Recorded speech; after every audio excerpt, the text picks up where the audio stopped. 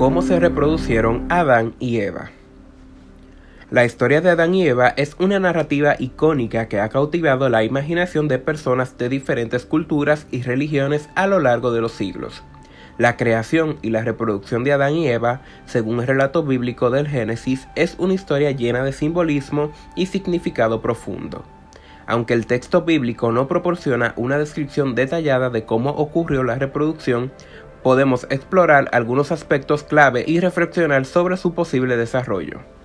La historia de Adán y Eva comienza en el jardín de Edén, un paraíso creado por Dios. Según la Biblia, Adán fue creado a partir del polvo de la tierra, y Dios le dio vida al soplar su aliento en sus narices.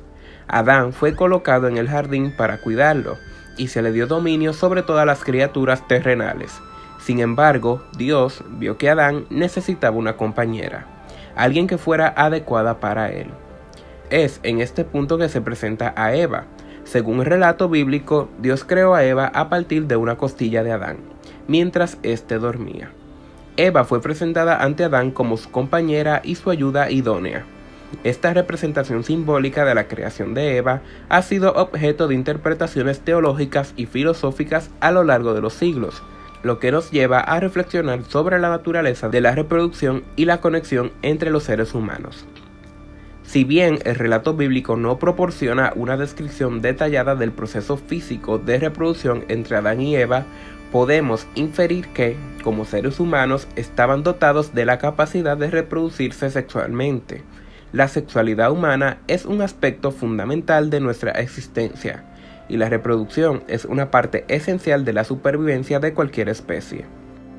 Teniendo en cuenta la naturaleza simbólica de la historia de Adán y Eva, podemos explorar algunas interpretaciones metafóricas de su reproducción. Algunos teólogos y estudiosos argumentan que la unión entre Adán y Eva no solo se refiere a la unión física y la reproducción humana, sino que también simboliza la unión espiritual y la complementariedad de los seres humanos. En este sentido, la historia de Adán y Eva nos invita a reflexionar sobre la importancia del amor, la conexión emocional y la colaboración en nuestras relaciones. Si bien no podemos ofrecer una descripción concreta de cómo se desarrolló la reproducción entre Adán y Eva, podemos reconocer que su unión dio lugar a la humanidad tal y como la conocemos. A través de la reproducción, Adán y Eva dieron vida a sus descendientes, quienes se multiplicaron y poblaron la tierra. Este proceso de generación y crecimiento continuó a lo largo de las generaciones, dando lugar a la diversidad y la multiplicidad de seres humanos que existen en la actualidad. ¿Cómo tuvieron descendientes Adán y Eva? ¿Mediante relaciones incestuosas?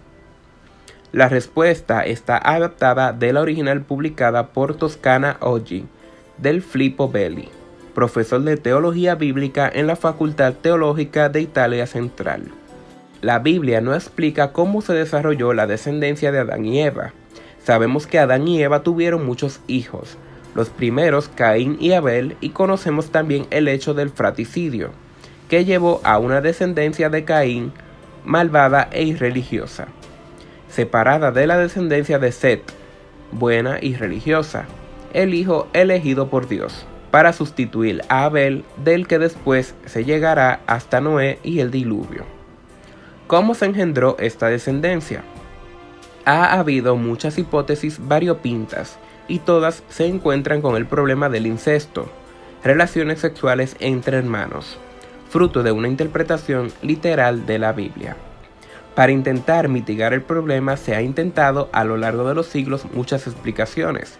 No había una ley contra el incesto, vivían muchos años y casarse con sobrinos parece que era menos grave, entre otros, pero ninguna de ellas ha dado una explicación convincente. Afortunadamente, los 2 últimos siglos de estudio de la Biblia nos permiten comprender algunas cosas sobre ellas que ayudan a resolver dificultades como esta. Sobre cómo se produjo la descendencia de Adán y Eva hay que decir 2 cosas. La primera se refiere al género literario de los primeros capítulos del Génesis. Los estudios dejan claro que en Génesis 1 al 11 no puede considerarse como una narración histórica real. No podemos pretender que estos capítulos sean la crónica de los primeros años de la historia humana. Además, su redacción escrita procedente de fuentes orales tuvo lugar en la época del exilio y post-exilio babilónico. La intención de los autores no era hacer historia, sino contar verdades fundamentales para la relación del hombre con Dios. Pero al mismo tiempo hay que tener claro que tampoco se trata de la mitología, aunque utilice el lenguaje mítico. Lo explicaba así Juan Pablo II. El término mito no designa un contenido fabuloso, sino simplemente un modo arcaico de expresar un contenido más profundo. Recuerda que si te está gustando este video, no olvides dejar tu like, suscribirte y activar la campanita de notificaciones para que no te pierdas ningún video. Para comprender esto podemos compararla con las parábolas de Jesús. Está claro que estas tienen un lenguaje de cuento y que no son relatos históricos. Sin embargo, expresan mucho mejor que una crónica cuál es la verdad de las cosas, y así cuentan la verdadera historia de la humanidad. Por ejemplo, el hijo pródigo. Lo mismo sucede con los primeros capítulos del Génesis. Estos textos no deben tomarse como historia ni como mito, sino que el texto proclama la relación particular que Dios mantiene con su creación. La segunda reflexión es más sencilla y deriva de a primeras. Cuando la Biblia no es específica y no da detalles, no es necesariamente un error, también porque no decirlo todo forma parte del estilo narrativo que estos relatos utilizan. ¿A quién no le gustaría saber a qué edad la Virgen tuvo a Jesús? ¿O qué hizo este en los primeros 30 años de su vida? ¿Y cuántas otras curiosidades nos gustaría saber? Pero las escrituras no se han redactado bajo la inspiración de Dios para satisfacer nuestra curiosidad, sino para hacernos crecer y actuar en la voluntad de Dios. Aunque supiéramos cómo tuvieron hijos Caín y Set, no nos serviría de mucho. Los textos como Génesis del 1 al 11 contienen la verdad sobre el proyecto de Dios hacia la creación y el hombre y sobre la caída y sus consecuencias. Y esta es la verdad que hay que buscar.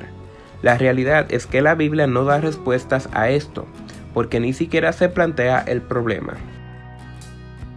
Tradicionalmente se ha considerado que el pecado original, representado en la Biblia como una desobediencia a Dios, una rebelión ante el Ser Supremo, no era sino una metáfora de la pérdida de la inocencia, del sexo practicado por primera vez entre Adán y Eva, y ese fruto prohibido. Adán y Eva cometieron ese pecado carnal con el que venimos cargando nosotros. Fueron ambos expulsados de ese paraíso que debería haber sido el mundo y ella condenada a parir con dolor. Ahí podría quedar todo. Pero, ¿acaso no hemos caído en la cuenta sobre cómo fue engendrada Eva? Eva fue creada a partir de una costilla de Adán. En otros tiempos, eso podría considerarse como una anécdota más dentro de la historia de la creación. Pero en nuestros atribulados tiempos, ese procedimiento de Génesis no es ni más ni menos que una clonación. Dios clona a Eva a partir de un fragmento de materia orgánica de ADN, de Adán. Esa sería nuestra perspectiva actual. Eva es un clon de Adán sobre el que se ha operado una pequeña manipulación genética de cambio de sexo, y que es un clon con respecto a otro, su hermano gemelo. Podríamos decir que Adán y Eva son en realidad hermanos de sangre tan hermanados que realmente son el mismo ser con un cambio de protuberancias.